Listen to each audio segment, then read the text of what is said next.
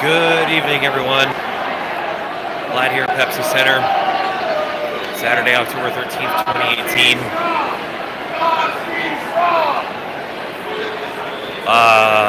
Yeah. So that happened. What happened, you may ask? Well, that.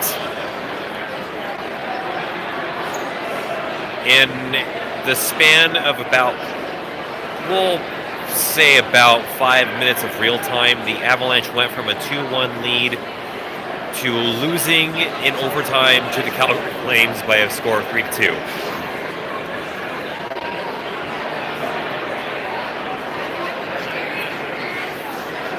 I'm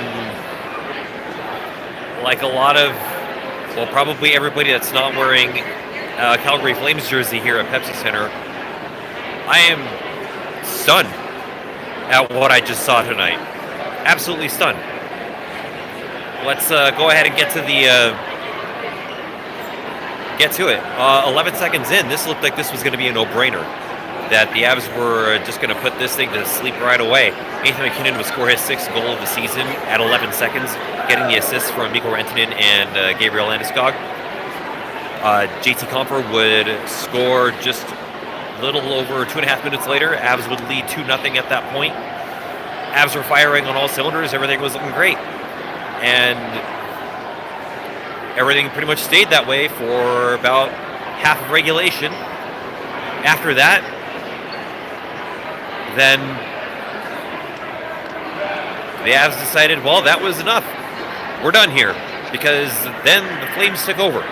After that, this was essentially all Calgary. For way of comparison here, we'll just go down the list here. Sam Bennett would score in the second period. Elias Lindholm would score on a Matt Nieto turnover after the Flames pulled their goalie. About 3 seconds after the goalie's been pulled, Nieto coughs up the puck, and Elias Lindholm beats Varley far side. It's a tie game at 2.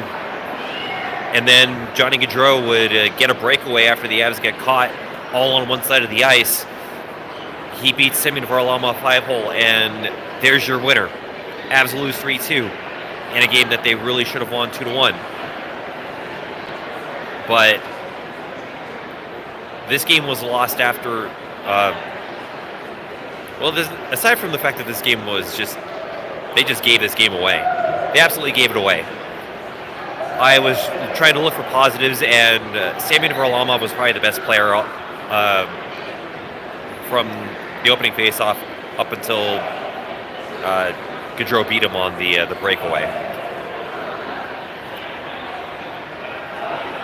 So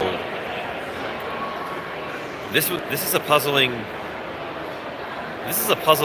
game.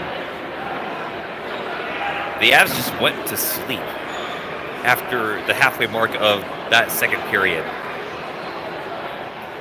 And if I'm Jared Bednar, I am going to have some very strong words for that locker room, because we all saw what happened to the Avs in Columbus.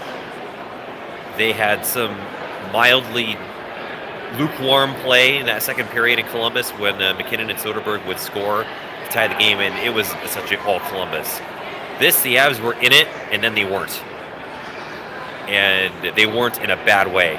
The final shot totals, before I get too far into that, Colorado outshot the Flames 17-10 in the first, and then after that, Calgary outshot the Avs 17-6 in the second, 12-3 in the third, and had both shots in the overtime. 41-26 is your shot total. That's embarrassing.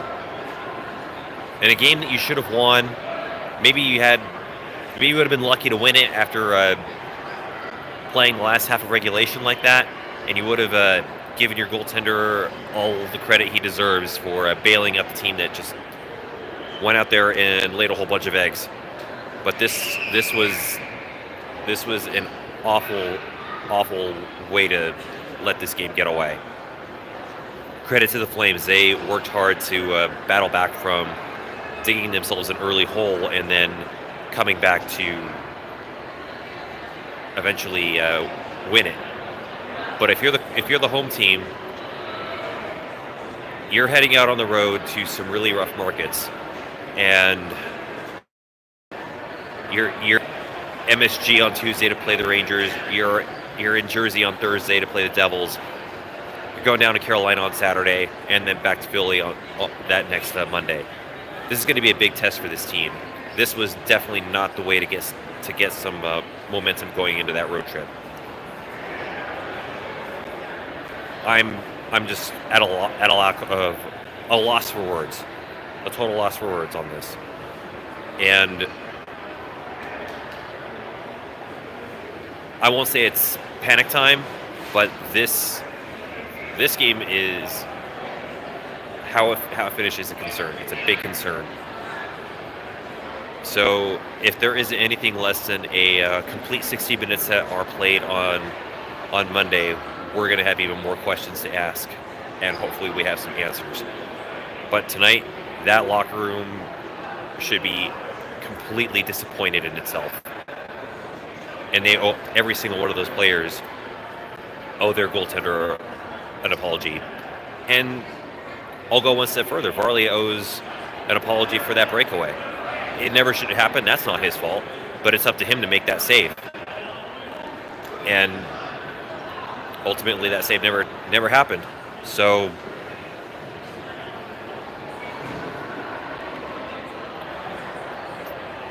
I hope they can find some answers in this, that they grow stronger from it, and they go into Madison Square Garden on Monday with all cylinders firing, and they make the Rangers pay for this performance. So there you have it. That's it. So again, to recap, the Avalanche fall 3-2 in overtime to the Calgary Flames in what can only be termed as a absolute collapse from the halfway point of regulation on.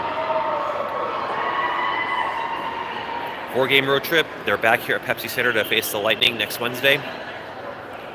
And they will have to make sure that they make a statement out on the road. They've got some tough contests coming up, and they need to take care of business. We're 4 games in, but Bednar's already said after the Columbus loss that expectations are high.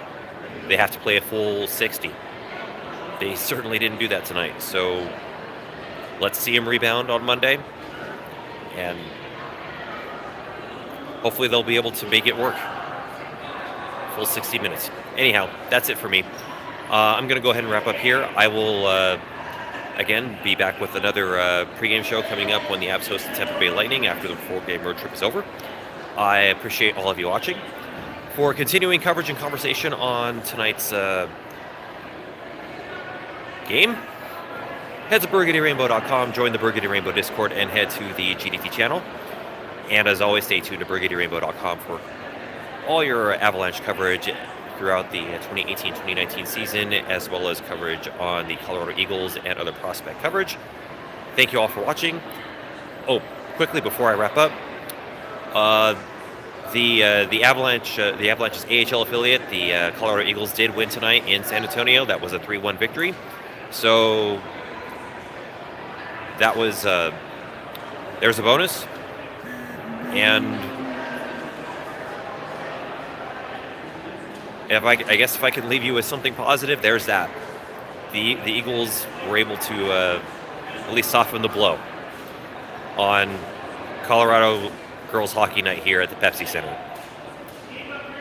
So from what eventually became the Calgary Zone, this is Vlad signing off. Thank you for watching, and until next time I see all of you, let's go Avs.